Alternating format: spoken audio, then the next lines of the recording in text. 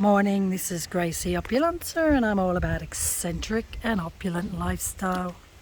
You can find out a lot more about me on gracieopulencer.com. Okay, I'm doing a series on and I've been a victim of bullying throughout my life, and if you have a look at my latest YouTube where it says forgive and move on, bullying, it'll go into detail about the history of bullying that I've experienced. So just giving you a recap, put in the word bullying in gracieopulencer.com and you'll see a lot of articles from it way back in already 2014. Put in bullying on my YouTube, Gracie Opulencer, and you'll see the first video I've ever done on bullying. And everything, life has timing, and I really felt to share my story. It's my story. No one can take it away from me. So just to recap, bullying. I was bullied as a child in Australia, rural in Australia. Parents were Italian immigrants, and the Catholic school that I went to was in Orbost, East Gippsland, rural town of 2,000 people. In the 70s and 80s, my primary school upbringing or elementary school upbringing was predominantly British Irish versus Italians. There were no Greeks in, it was just Italian, all both with Italian. The reason being is my father brought a lot of his family and friends from Italy, and because of education, or the lack of education, you were dispersed in Australia on grounds of your education. So my father couldn't read or write, was a great hard worker, and worked the land in Italy.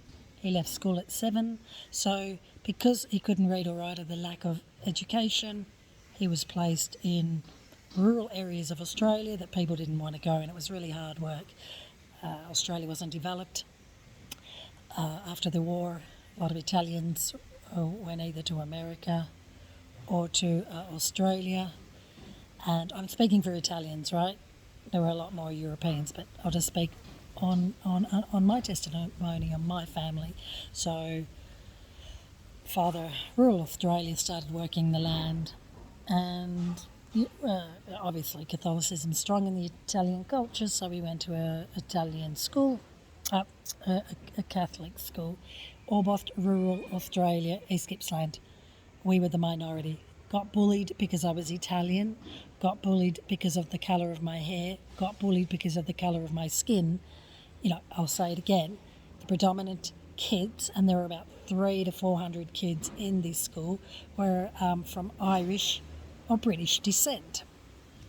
So therefore we were the minority. There was really only my family, say there were 10 of us, and as girls, I think there was only 5-6 Italian girls, can you imagine, against let's say 350 British Irish kids.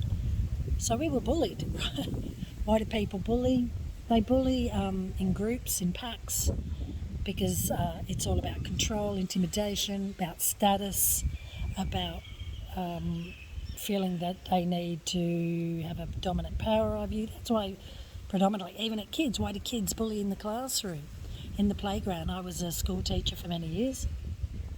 That behaviour's everywhere. I taught in Australia, I taught in London, taught around the globe. So why do people, individuals, bully?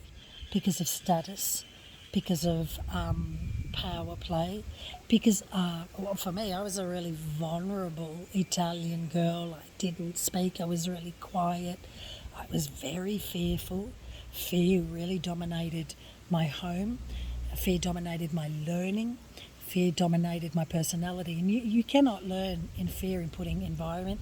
You cannot learn as a kid when you're at school, when you're being bullied. It affects everything across each aspect of my life. And it did. It affected my learning because English wasn't my first language. I got bullied because I couldn't pronounce words right. I couldn't read or write properly. it's because Italian was spoken at home. I got bullied for the food that I brought, so kids would bully me, and this was in a Catholic school. So I got bullied for bringing like focaccia, beautiful Italian bread. I got bullied for bringing tomatoes from my tomatoes and cucumbers, and rucola or rocket or any vegetables from my Italian parents' garden. I got bullied for bringing prosciutto, homemade ham, Italian ham. I got bullied for bringing Parmesan cheese. Now, let's put this into perspective. Amazing food, but I would have a lunchbox. Imagine bringing out, and the Italians can really relate to this, is Parmigiano. It stinks. It stinks. Big club of Parmigiano or Parmesan cheese in your lunchbox versus me Aussie mate here, or me Aussie bullies, Vegemite sandwich and a meat pie or a paddle pop. People that from Australia can relate to this. So, and I'd bring in, and then you've got that white, horrendous sliced bread that you find, in Britain, you find in Ireland, you find in Australia. And then I bring in my big, fat, homemade Italian focaccia of thick bread. It was just chalk and cheese. And at the time, I didn't realise the luxury upbringing that I had if we were comparing food, but I got bullied for it. They would call me Hairy Tomato. I'm laughing about it now. Hairy Tomato, because I'd bring tomato sandwiches, but with olive oil. So I'd bring out my Italian bread, olive oil. It's called bruschetta. And I'd bring out my pomodori, homemade tomatoes from the garden, and sprinkle it on my bread and have a bruschetta. And they'd be, and me bullies would bring out their Vegemite sandwich. So that's why they called me Hairy Tomato, and because my dad was really hairy. It's not funny. I really was affected by bullying because it really dictated the way that I behaved as an adult. We'll get to that in a minute. And then I'm just giving the history of what bully does. And then they called me Greasy Salami because I'd bring out my salami opposed to that horrendous ham sandwich that in Australia and Britain and Ireland you have on that horrendous white sliced bread that just gives no nutritions as well. So I'd bring my big thick cut bread and I'd bring that out and I'd put my prosciutto on and it would stink as well. So but that was my upbringing, that was my cuisine, my culinary, that was all my organic, amazing food, if you think about it. I came from my parents didn't have the disposable income like my Australian friends, but looking back, they owned property, they owned a big farm. I don't know why I thought I came from a poor background looking back at it. We had a Holden, we were the Holden family. Now Holden was a car brand, Holden and Ford with the two rivalries. Holden, I can't remember what I had. As like someone that reviews cars, that's a bit horrendous, isn't it? So we were, we lived in, had a property in the centre of town, CBD, Orbost, but we lived on the land, and so we would come with, on a bus, and yeah, we were different. We were Italian, and that's why we got bullied, because of our hair, colour of our skin, our accents, our food, and even our fashion, So I'd wear Italian gold earrings from Italy, 18 karat gold. I'd get picked on that. If you think about it, that's what's couture. That's amazing. Opposed to my bullies who had rarely pierced earrings, and if you did, well, you just had that 925 silver.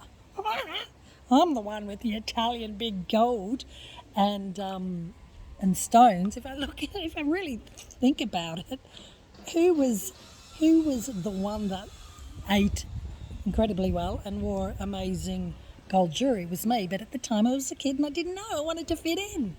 I get getting picked on that I couldn't read and write properly, and I'd say words insalata. I'm saying I'm eating insalata. What are you talking about? I was eating salad. So I'd also bring lettuce and cucumber and onion and radish and sprinkle salt and olive oil, and I'd get picked on. I mean, looking back, it was amazing lunches I had compared to Vegemite sandwich, sausage rolls, rissoles, and meat pie. Um, I'm just thinking about, because now it's flipped in Australia, all that is just like amazing food. But and we were called horrendously called wogs. Now wog, so a derogative, insultive name to Italians and Greeks. I was always called a wog. It was a horrible name. It was, you know. So reiterating, that was my upbringing. That was my primary school upbringing. I didn't have friends. I didn't have any friends for a year. So I got into electronic keyboard, which I was amazing at. I actually won like the netball Ballon d'Or equivalent. So the bullying then pushed me into soaring like an eagle and just getting focused on school. Mental arithmetic, killer. I was amazing as well. So looking back, so that's a tip, that if you're getting bullied at school, just get into the academics, get into what you're really good at, and just focus on what you're really good at. So I was really good at sports, and a beautiful story that my fifth is visually impaired, so I understand what it feels like to be discriminated by being with a impairment, like physically. So because of that, I understood that, and I actually wore glasses, so I'd get called Four Eyes as well. Gosh, it was a lot against me. And I'd also bring walnuts. Love me walnuts, and so you're bringing a cheese crackers as an Australian Brit, Irish, and you'd be bringing or maybe a carrot, and I'd bring out my walnuts with a walnut cracker. So I got picked on it as well. But looking back, like organic walnuts, he was a healthy kid. So just reiterating why I was getting bullied, versus as I was getting bullied by British, Irish, so-called Australians who immigrated anyway. But which is so funny. But so that I was, the misfit was I was getting bullied by my Australian bullies because they were eating Vegemite sandwich, cut up carrots, processed cheese, sliced unhealthy bread with ham and Vegemite, and I was getting bullied because I had parmigiano, prosciutto, focaccia, organic vegetables and fruit from my mum's Italian garden, and organic walnuts. Let's think about this. But I wasn't turning around, hey, let's talk about the omegas and that. But it really, really, I'm laughing about it because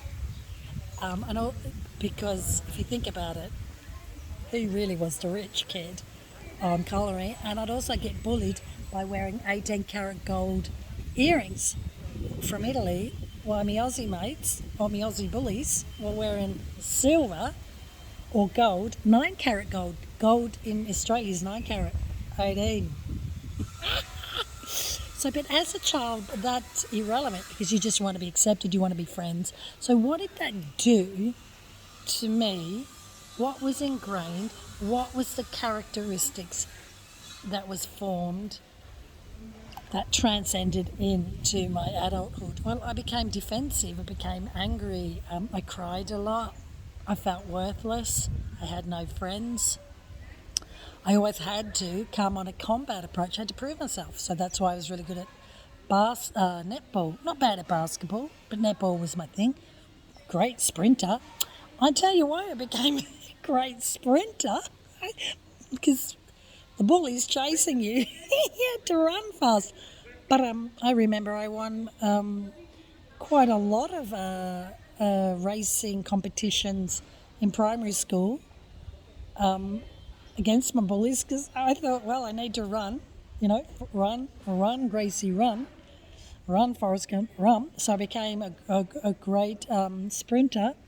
What else was I good at? Then I went into electronic keyboard. Now I want to talk about the beautiful, when you get bullied, the positive to it. And it really was training for me because God knew what was coming throughout my life. I've been bullied throughout my life. And the biggest bullies I'm going to talk about, I've already talked about them in the first video. London Fashion Week men got bullied by the biggest fashion industry in the world. Why would they do such a thing? Remember, bullies are about status. What did it take for them to become the leader of the gang, or what did it take for them to get where they are? That's why people bully, and because they're just downright nasty as well. What is it about me? What was it about me that was so intimidating that I was the minority, that the bullies at my primary school would just come after at me? Because I was a misfit. I didn't belong. I was an immigrant child. And the teachers were also seeing that. Catholic teachers, priests and nuns. And I never felt that they really defended my corner. Interesting, isn't it? In fact, my teaching in the classroom, they'd separate all the Italians. There was only 4 of us. Oh, I talk about look at those losers, look at those people that can't read and write properly. So that didn't help us well. But that was the way education was, wasn't it, then? So I got really bullied, had no friends, and that was eagles soar alone. And very, very young, I really loved God. God really, really came to me in a real way. Very young, so I prayed, and I always prayed, God, mate, give me friends, always crying. If I look back, I was a really sad child. I had a lisp, which I still got a lisp. So, when in front of everyone, when they were saying, right, she sells seashells at the seashore, wasn't a really good thing for me. It was singling out, because who the hell sells seashells at any seashore? And when your S is not helping as well. I always had, you can see here that I'm blocked. People think that I'm a really heavy smoker, and I drink a lot. I don't. It's just my voice tone. Didn't help. Didn't work in my favour as well. So I lisped. Snotty nose. Big Italian nose, look at that. And I've had a nose job, used to be bigger. Look at that for a big honker. So I also got picked on for my Italian big nose. And so let's reiterate what I got picked on as a child in my Catholic school. My big nose, my lisp, my husky voice, and my lunches, my packed lunches that I would bring. Walnuts, Parmigiano cheese, salami, prosciutto, big chunky focaccia Italian bread with olive oil, garlic. So real stinkers. Having olive oil on your hands, and then it'd be on your school books, then coming in with a couple of cloves of garlic. Can you imagine that in the classroom? My music teacher would ban me eating garlic because I'd just stink our whole room out. So... But, that was our cuisine. That's all we ate. We didn't eat meat pies or Vegemite or peanut butter, or didn't have that nasty white sliced bread with no nutrition. So that was my upbringing. So bullies, reiterating, bullies, why did they single me out? There was 350 white Anglo-Saxon kids from Britain and Ireland, and they were bullying me, So, and that therefore defined my character. I became defensive, I became anger, I became impatient. I really overcompensated, wanting to belong, wanted to fit in, and that's the imbalance of bullying. So I really, always known God for all my life and then felt God. And I remember praying, oh, give me friends, give me friends. And during the bullying, so this is my next bullies. If you're being bullied, then you empathise with other people that are being bullied. If you empathise with the minority, and that's really stood with me for the test of time, especially with my visually impaired sister. So anyone with a disability, even now, I'll step in. And that's the other thing. My bullying gave me such ballsiness and courage, and we'll talk about that later on in this video. Have a look at the first video that I've put up, bullying, forgiveness, and move on. Have a look at what courage does and how you can come across the big organisations. So anyway, because there was a Down syndrome girl also in our playground that no one ever played with, really singled out, and I end up really empathising with her. So I would play ball with her. I'd be very, very kind to her. And this is what happens. God rewards kindness. God's got everything controlled. And I wanted to learn a musical instrument, and unbeknown to me, that Down syndrome daughter, her mother was a brilliant musician, and we approached her mother, and we didn't have a lot of cash, and basically in a nutshell, for the next few years, because I was so kind to her daughter, I got my music lessons for free. Amazing, isn't it? What a beautiful story. And I ended up playing competitively, and I was pretty brilliant at it. I'm not just saying that. I won competitions with my own state. So, and music was also an outlet for coping with the bullying, because it was really hard. I mean, it's no laughing matter. Don't get me wrong. This is my story, but it really affected me, and it did into adulthood. But on the flip side, when I went into secondary school, I went into Nagle College, Bensdale, 1,000 kids. Teachers were all from Britain. I actually became the most popular kid. What a chalk and geez, what a flip. I was the popular kid. Everyone loved me. And so I never got bullied. So I found learning difficult, but I was still quiet, but I never got bullied. So I had a really nice period of years where I was well loved. It was amazing. Out of 1,000 kids, everyone knew me, really loved me. I've got people now, coming up saying, Grace, you were great in secondary school. I was like, was I? So then what happened? So I went to Italy, which I loved, and then I went into Britain, became a teacher. And then my first bullying experience in Britain was when I became a teacher recruiter. Came into this fantastic organisation recruiting Antipodeans around the globe. So that was Australian, New Zealanders, Jamaicans and South Africans came into this establishment.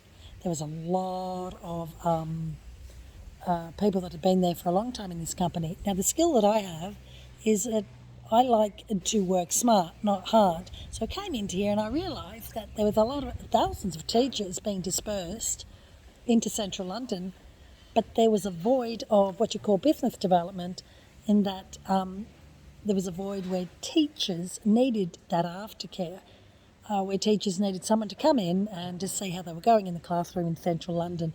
Now I'm telling you, in 2000, or in the 90s and 2000, there was a shortage of teachers in London.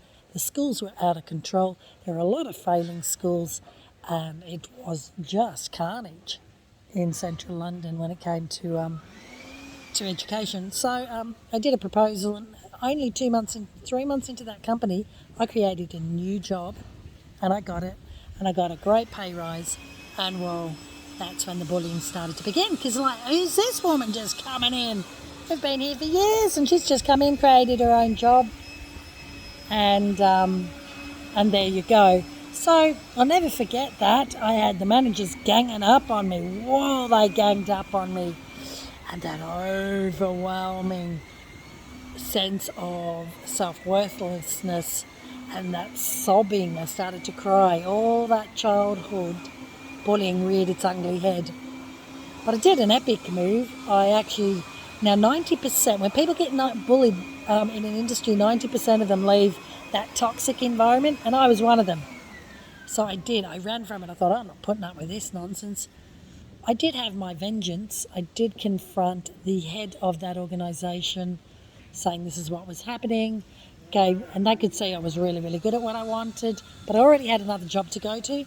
And I had a choice at that given moment, because the owners of the company said, we can get rid of those managers and put you in place.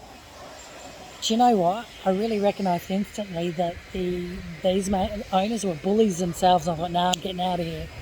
Good move, smart move. So recognise when you need to get out of that toxic environment. That's another tip. Don't put yourself in vulnerable positions. Don't put yourself in situations that are just going to mentally destroy you. People that get bullied have suicidal thoughts. It's very high. Some kill themselves. And they get really, the work environment is so toxic, it really affects their working environment. And it did in that environment. I was going, before I was entering into that office, I was crying. I didn't want to be there. And I remember saying, praying, God, get me out of here. And he did, gave me a new job. And then my other job was great, Central London, had a fantastic time, start-up company, and then my first business eventuated. So I've had 3 businesses, or 4, I don't know how many successful businesses I've had. And then let's talk about 2012, the beginning of Gracie Opulenza blog and the magazine of menstylepassion.com. Let's go back. Why do people bully? Status, intimidation. They're intimidated by you.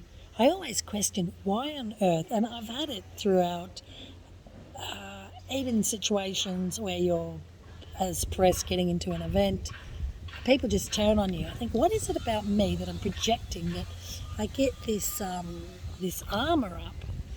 And I'm a powerful character, I guess. And my surname is Jove, Jupiter.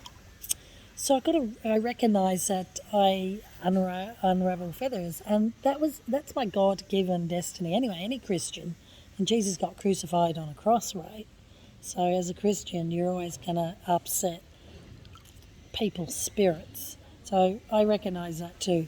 So I started the magazine, Men's Style Fashion, and I was, oh my goodness, in my 40s, yep. Didn't know how fashion events went. And in 2013, I went to my first ever London Fashion Week for men, London Collection Men. Put that in menstylefashion.com. If you put that in, London Fashion Week, just put that in, London Fashion Week, Man, Tiny Temper, David Gandy, Dermot O'Leary, British Fashion Council. You'll see everything that I've done over the year, for a couple of years at London Fashion Week. So why on earth, and I would give them free press. I pioneered a concept of just interviewing like Tiny Temper, Dermot O'Leary, David Gandy on the spot. Because as press, your goal is to edify the designers, the male models, anyone related to London Fashion Week. London Fashion Week is operated by an umbrella organisation called British Fashion Council. To be accepted as press, you've got to apply online, you've got to give your Google ranking, you've got to prove that you're an active magazine dedicated for men's fashion. You've got to prove who you are, so your name, passport identification. You've got to give your Google Analytics. And you'll only get accepted into exclusive catwalks, runways, press presentation, fashion presentation, or under the umbrella of British Fashion Council by those Google Analytics, which I did. I had an active men's style fashion magazine.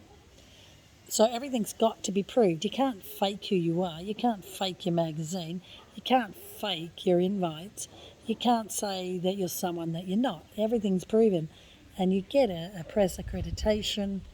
When I was there, it's a necklace, and they could say, Gracie Opulenza or Grace van der Lyk from Men's Style Fashion. The British Fashion Council endorses you. They allow you in. Are they the ones that allow you in? Are they the ones that don't allow you in?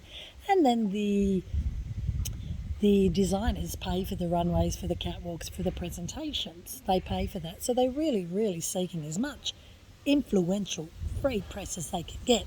I did that wonderfully. I did it for 2 seasons. I also, again, just put in London Fashion Week Men, put Savile Row, put London's men's collection in mensstylefashion.com, and you'll see everything that I've done. You'll see all the interviews, all edifying, no abusiveness, nothing swearing, just recapping that the organisation that organises it's called the British Fashion Council. They're the umbrellas. They've got to, thanks to your own Google Analytics, you've got to prove who you are. And you've got to prove that you're active and you're dedicated and that you're regularly posting online your magazine. Now, way back in 2012, 13, 14, social media was very, very in infancy, especially for men's fashion. YouTube was not much. Twitter, I think, just kicked off. Facebook, so we were big, and I was pioneering different things. I also put in Greg Minnaar. He's a downhill world champion. I decided to put an athlete on a catwalk because men buy into sports stars, don't they? Michael Jordan, David Beckham, Greg Minnaar, all these sport icons. So again, just reiterating, it's really important. Why would people from British Fashion Council and PRs begin to bully me? And I tell you, the problem with organisations such as the British Fashion Council, because I only can talk about that because I only got bullied at London Fashion Week Men. It's my story, right? Is that what did it take for the people in the managerial position to get there? Why do people bully? Because they're intimidated that you're better than them, that you're doing something different, that you may take their job, that you're doing things differently that they're not comfortable with.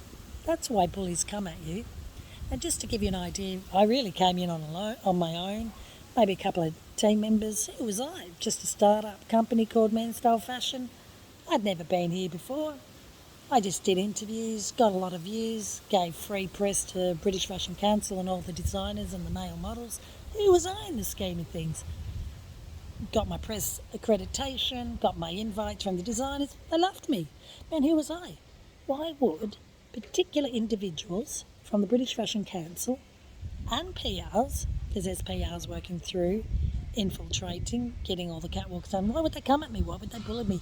Why would they turn around and say, I don't own the magazine called Men's Style Fashion. I don't own it. That's what all this fabrication began with. Listen to the first video. Have a look, put bullying in Gracie Opulence. It goes into written detail. Why would you say that I'd fake my invites? Why would I have to fake my invites? Why would you say that I'm not Gracie Opulence when I am Gracie Opulence? Why would you say that I would jump on catwalks? Now, people going around that I was saying I was jumping on catwalks. Let me give you a reality check on jumping on a catwalk. You jump on a catwalk, you're going to get sued. Those catwalks are worth thousands and thousands, hundreds of thousands of pounds. Top Man catwalk was the Epiphanies, and Burberry and Tom Ford. But Top Man, imagine if I jumped on that, man, it'd be game over. I'd get my butt sued. I'm not, why would I do that? To get attention? I had a platform. I had a social media platform. I didn't need attention. I was getting attention. I was making a big difference. I was getting fantastic thousands and thousands of views. Ricky Hall, put the Ricky Hall male beard and tattoo model. Put that in Men's Style Fashion. Andrew Scott, who was the actor for James Bond, put him in on Men's Style Fashion, and you'll see all these interviews. I had my own force of nature. I had my own force called mensstylefashion.com. I didn't need to be going jumping on catwalks. I didn't need to go and fake my invites. Designers wanted me at the front, right? Because they knew when I did Twitter or Facebook or put things on YouTube, it would get thousands and thousands of views. Social media was in infancy. Why would I lie about or fabricate any of this? And in the end, I'll never forget it. Tried to get in 2014 after I put Greg Minnaar on a charity event called One for the Boys, Cancer Awareness for Men. It was an epic move. It was great. We donated £30,000 for that event.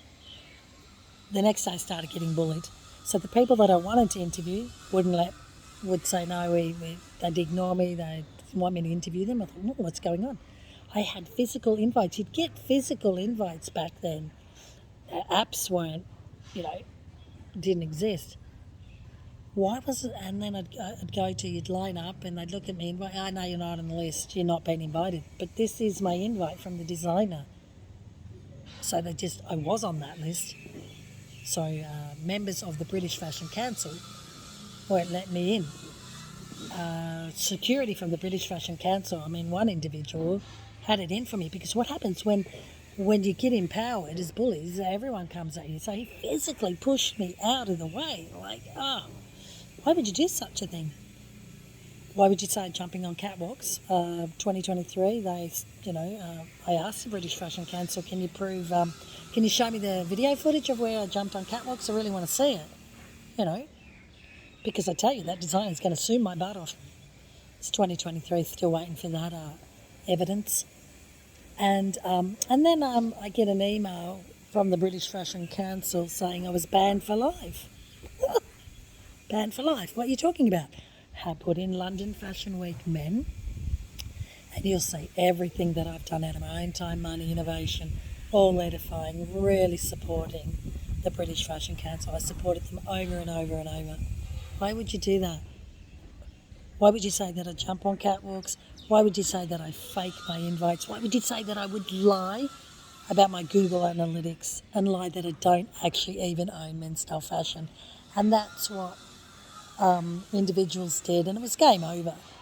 There's nothing you do when an organisation like that comes at you. Why would an organisation like that, lots and lots of staff, hundreds of staff, single out one woman? Why? And I was very upset about it, and I went into a depression. I didn't want to go back in. I wasn't welcome, so why would you? And it was dangerous for me to go in. If you've got security from the British Fashion Council pushing you around, and you've got all PRs ganging up at you, and got PRs, I've got the screenshot of my personal emails putting it out on Twitter, then you know that this is very serious. So bullies, the problem with fashion is there's no accountability. They can get away with this behaviour. That's way back in 2014, and they talk about inclusiveness. Well, first-hand victim, I was never included. And it's about status, and I really think about why would that organisation and the individuals come at me. Well, it's from the top, isn't it? The toxic managerial positions. Obviously that behaviour is happening within that organisation. What did it take for those individuals to get in there? The devil wears Prada, I tell you no lie. That's certainly, that's real stuff. Backstabbing obviously happens, fabrication, lying about individuals to get to the top. Clearly threatened by what I was doing. There was no need for that, because I was just there promoting them and growing my brand. I can't help it that I'm just innovative and did things differently. And normally what happens when you come into a new industry like I did, I didn't know what protocol was. I wasn't pushing anyone around. I wasn't lying who I was. I wasn't faking anything. But because I was innovative and thinking outside the box by these spontaneous interviews, clearly it wasn't liked. I didn't fit in. I looked amazing. Put in feathers on Gracie Opulence, and you'll see, I really made an effort, my own individual style. I don't follow trends, I create trends. I am the trend. So remember that 90% of people walk away from toxic behaviours in the work environment. I did. I walked away. Never been to Fashion Week. Never been to London Fashion Week again. Just because they told me I was banned for life, but I wasn't banned for life. Again, you've got to have evidence on that, and I did get a lawyer in and proved that one, and got everything I'm saying there. It's my story. I've got evidence from. So London Fashion Week's coming up in 2023. Not there, I haven't been there. I haven't been there since 2015. What a tragedy for the designers. What a tragedy for the designers.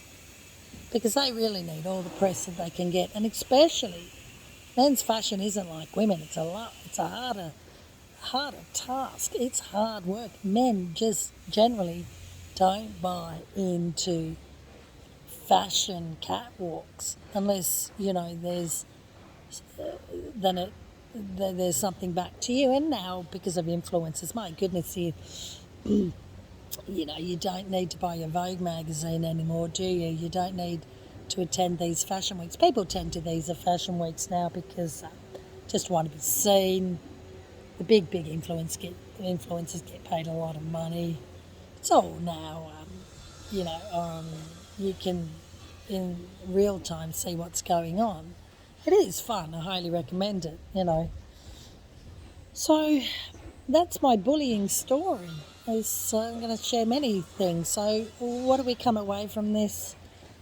Go where you're welcome. Don't ever let anyone or any human being or any organisation tell you that you don't belong, that you're not worthy. Get away from that toxic behaviour and environment because it's not constructive for you. You've got to protect your mind. It affected my business big time because, the British Fashion Council staff and individuals did that. And anyone associated with it, all that fabrication and lies was infiltrated. Game over. No one's going to work with me as an individual on the basis of untruth. I'm privileged as a Christian. Why did God put me through that experience again? I had been through it as a child because he knows I could handle it. He knows that I'd been there before. He knows that the character was built. That strong, courageous, no fear ballsiness was created in rural Australia by those kids bullying me. So God put me in there because he knew I could handle it. He put me in there to expose the industry for what it was. He bullied in there to say, look, you've got a God-given dream here, so keep going for it. Don't give up. He put me in there because, as Christians, like Jesus was nailed on the cross. And I was hung on the cross all the name of Hawkwood Chalk at London Fashion Week. God put me there for exposure, to expose individuals, to expose the industry for what it was, and to also, how determined am I to grow this business? Was my heart really for men's style fashion? Why did I create it? I created it because I really genuinely want to see men dress well. In that, then they become successful. In that, their confidence, their self-worth grows. That's why I've done it. So, that's why I did it. So God tests the heart. And really, that's my genuine reason why it still exists. People's rejection is God's redirection. It's good, huh? People's rejection is God's redirection. And God had really said, look, you've done enough here. They don't want you. You can really understand how it works. They're not very nice people. I'm going to give you some new ideas and new adventures and where you can continue to grow your brand. And that's why I went into hospitality and car industry. So I review luxury hotels, drive luxury cars, and work with individual artisans of fashion, whether it be the UK or Southeast Asia or Italy, because that's where my heart, really up-and-coming startup fashion designers, because it's a really, really hard task to get your brand out there. So that's where my heart is. That's where God clearly wanted me to be. Love it. Been doing that since 2015. I work with amazing brands. Put car reviews in men's style fashion. Put hotel reviews in men's style fashion, and even on Gracie Opulenza. People's rejections as God's redirection, and 90% of people that get bullied within an organisation or environment leave it, and I did. I've never returned to London Fashion Week. I'm not welcomed. I'm not banned for life. Like, I can go in there. I've got enough clout. The British Fashion Council can stop me going registering in um, on on their own personal grounds. The British Fashion Council has every legal right not to let me in that building, but if an individual designer invites me in, I can go to that event. So, but why would I go into that toxic, evil, discriminative, backstabbing liars? That's what bullies are, aren't they? Why would I put myself around that toxic environment? And that's what I want to say. Walk away from it. If you get bullied, walk away from the bullies, the situation. Go to people that really care about you, that value your ideas and your visions and your talent. That's my final advice today. Don't keep knocking on a dead door. Don't flog a dead horse. And there's no need for it. My self-worth isn't in London Fashion Week. My self-worth is in the God that created me, but the God that puts me in these challenges, because it's my character. He knows I can handle it. Don't take your life for anyone if they're bullying you. I was, thank God for good, solid family and friends, and it affected everyone. It affected me for many years. Biggest regret, talking about the British Fashion Council like I did. Oh my God, what a waste of energy. But, I've forgiven them and I've forgiven myself. And I've forgiven also the kids that bullied me at school, Very grateful, gratitude, very grateful that I have this strong resilience, this grit, this determination, this persistence. And that all came out of bullying. So bullying gives you great skills to move on. Remember, it's clearly that at London Fashion Week Men, no one was celebrating my successes. No one was celebrating my thousands and thousands and hundreds and thousands of views. No one was celebrating that I put Greg Minar on that one for the boys' cancer charity. Clearly, no one was celebrating that I was interviewing wonderful designers and giving them free exposure. No one was celebrating Gracie. In fact, the opposite. Everyone was trying to knock me down, make me feel worthless. They succeeded for a little bit, and then God reminded me that my self-worth is in Him. It's not even in men's style fashion. He's given me gifts and talents, gives me balls in His courage and no fear.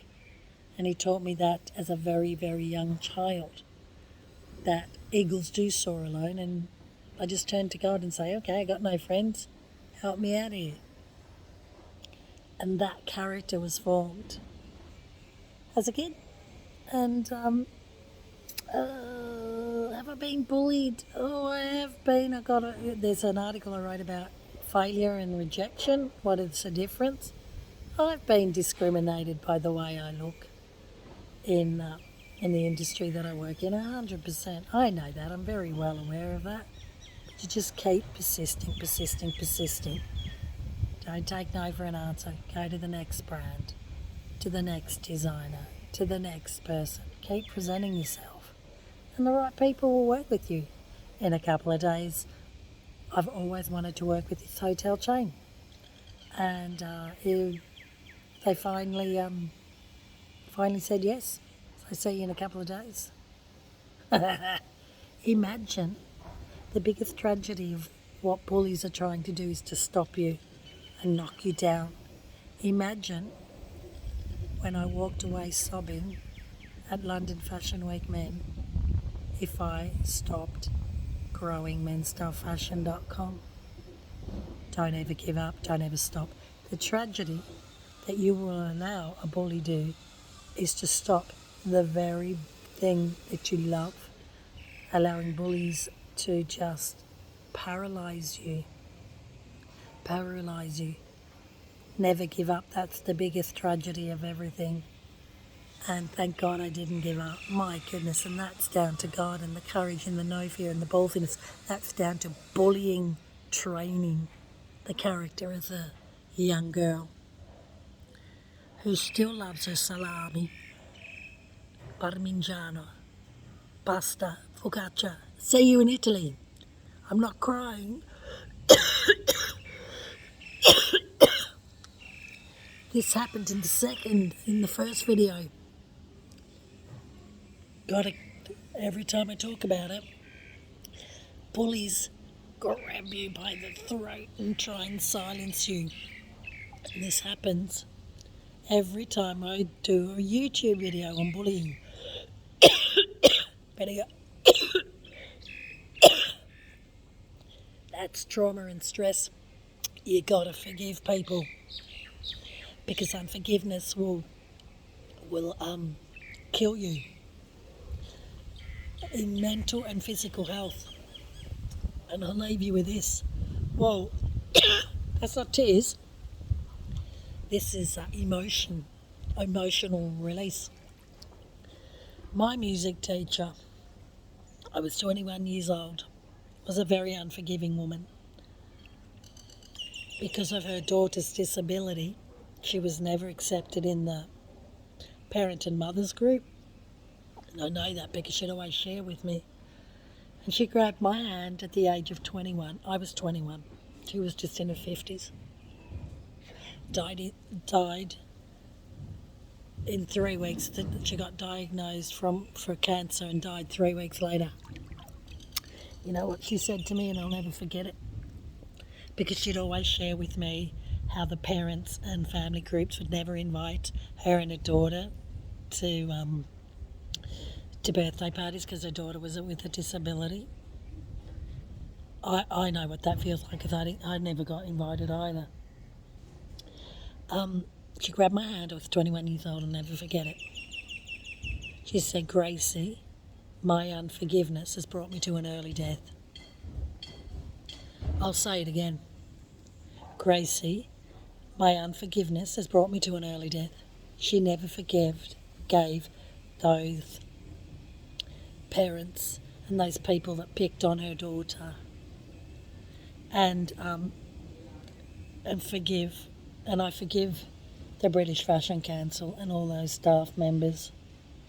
I forgive those people that bullied me as a child, because forgiveness makes you move forward in life, and makes you free from the toxic self-worthlessness that they make you believe in. I belong in the fashion industry. I have pioneered amazing stuff at Paris Fashion Week, at Pitti Immagini. I've pioneered amazing stuff in the hospitality industry and in the car marketing. Very few women in the world review supercars as I do. I am worthy because God tells me I am worthy. I am worthy. Not because the bullies say that I'm not.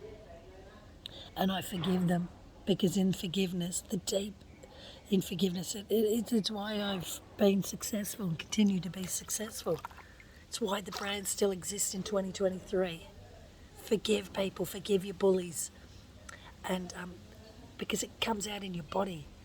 And every time I talk about this, it comes out on the right side. It's obviously still gripping me, trying to silence me. Bullies paralysed, What happened at London Fashion Week? Then they were trying to silence me, drag me down, kick me out, go away, you don't belong. You damn right I belong. You damn right I belong. The dressmaker Kate Winslet. You watch it, the dressmaker Kate Winslet.